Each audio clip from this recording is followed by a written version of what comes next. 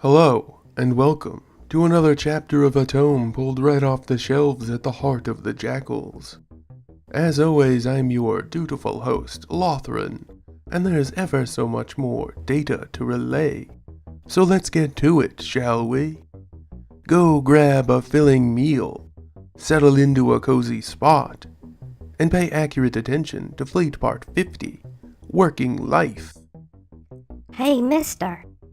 Cam lifted his head from his work, fairly alarmed at the sound of a child on Strife 1.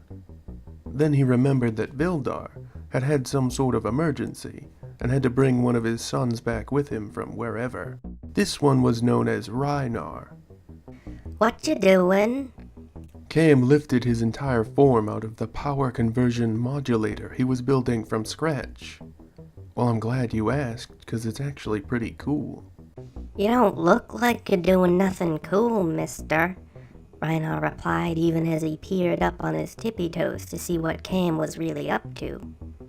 Well, you just don't know what this craft does yet, what it's capable of, Cam replied, being reminded of how curious he'd been at Rynar's age. Well, what could it do, mister? It looks like a spaceship that you broke and can't seem to fix because you don't know how. It's all tore up and stuff. Cam laughed. It was the base of a ship. I welded on these angled sides here and on the other end over there.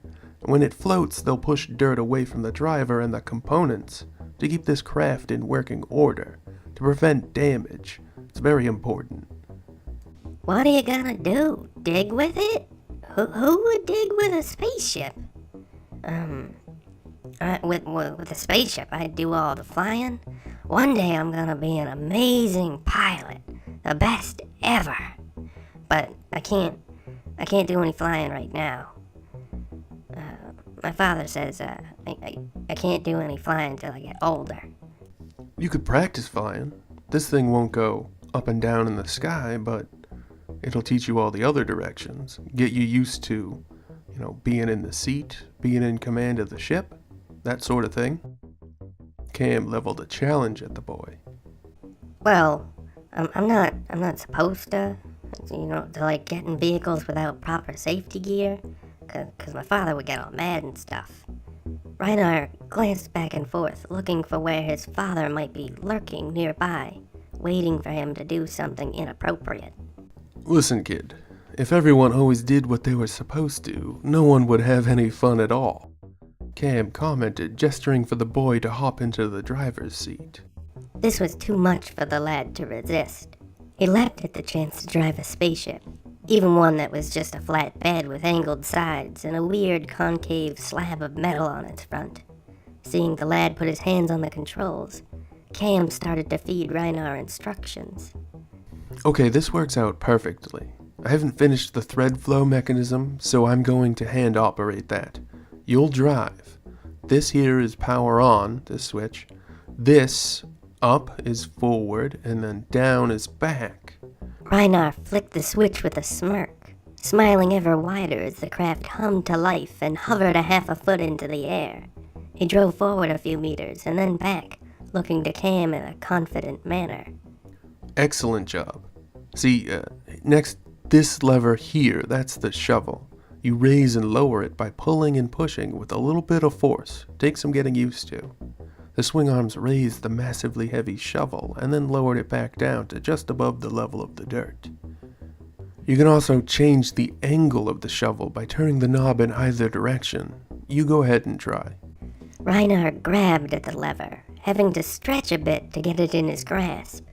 But for a few minutes he was lost to the practice of getting the hang of the controls while Cam made sure nothing exploded beside it. Okay, so that's probably enough practice. I think you've proven yourself to get down to some real work. What do you think, Reinar? Oh yeah, I'd love to do some real work. Oh man, then I could tell my dad I did all this good stuff. Yeah, and then he'd be like, yes, you get to fly all the good ships in the space. It'll be great. Well, you're doing such a good job already. I was wondering if you wanted to help us clear some of the rubble from the storm. Oh, can I push some big heavy stuff around? Oh, that sounds like it's gonna be so much fun. Oh, but, My dad? My father? I don't think he would, approve of me doing this, I think. I'll pay you. I'm sure Vildar will approve of you making an honest day's living. And you can give him a cut of the profit. Yeah, okay, yeah, that should work. He's always asking me what I think I want to do for a living, and, if I give him some money from something I have done for a living, that might make him go away more often. Not ask some dumb questions and such. Okay, settled. First off, I'm thinking of calling this craft the Badger. What do you think of that, huh? And, I put all of its power into drive and shovel. So you gotta be very careful on the pedal, and when you're working the shovel, you can put way too much power into what you're doing. So keep that in mind. Oh, that's a good name, Badger, 'cause it's so good at digging. It makes perfect sense. Alright, so moving on. There's a pile of concrete, dirt, and debris right over there. Only that's supposed to be a path for people to walk between buildings, but right now it's blocked. So you want me to aim the shovel and push all of it out of the way so people can walk between the buildings without being in danger? That makes sense. This is gonna be fun. Exactly, Reinar. Exactly right. But I don't know how strong the Badger is yet. I warned you before, it might be way too strong. So you gotta aim at just the top section of rubble for starters, and push away a little bit at a time, got it? So that we stay safe, so that we don't hurt anyone or ourselves while we're working. Reinhard nodded affirmatively, offering Cam an enthusiastic thumbs up. Cam replied with one of his own. Reinhard got to work, readying the plow and driving the Badger like he'd been doing it his whole life instead of just the past 10 minutes. A gigantic smile over his face while he worked. That doesn't worry you at all, Vildar? Mara asked as she stood beside the weathered archivist and observed Cam and Reinar helping the rebuilding process. Take it from someone who has experienced raising boys, Mara. You can worry all you want, but when they want to roll up their sleeves and get their hands dirty, you have to back off and let them risk their safety so they can figure out the real measure of their worth. You're not worried at all? Mara asked of him. Didn't say that. Cam's doing a fine job right now. He'll make a great father for that boy of yours as soon as he hurries up and gets born. I feel worried just watching him. Mara unconsciously rubbed at the hardening plates on her still flat stomach. Be worried as much as you like. Interfere, though, only when necessary. Absolutely necessary. Remember those words, Mara. Boys have to risk to know themselves. It has to be that way. And so it is. Our time together has once more come to a close. I hope each and every one of you enjoyed the tale as much as I have the telling of it. As always, I've been your efficient host, Lothran, and this was Fleet Part 50, Working Life. Another tale right from the heart of the Jakuls. And now, sadly, ever so sadly, we must once again part ways.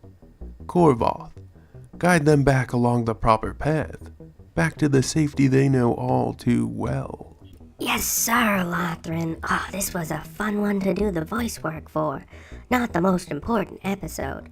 Lothran seems to think otherwise, though. I don't know why. Okay, I gotta get back to my job.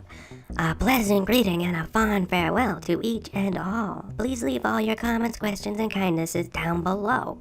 Don't you let me catch a single one of you leaving any of that mean, rude, or awful stuff, though. Keep all that hogwash to yourselves, got it? I got my eye on you. Don't you do it. Don't you do it. Don't you ever do it. Not ever. Never. Remember to like, share, and subscribe to help us learn, spread, and grow. And don't forget that we strongly encourage each and every one of you to stay safe out there. See you again tomorrow for the discussion. Oh, it's nice to end on a positive note. Things are looking up.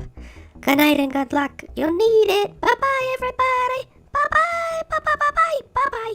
Bye-bye. Bye-bye.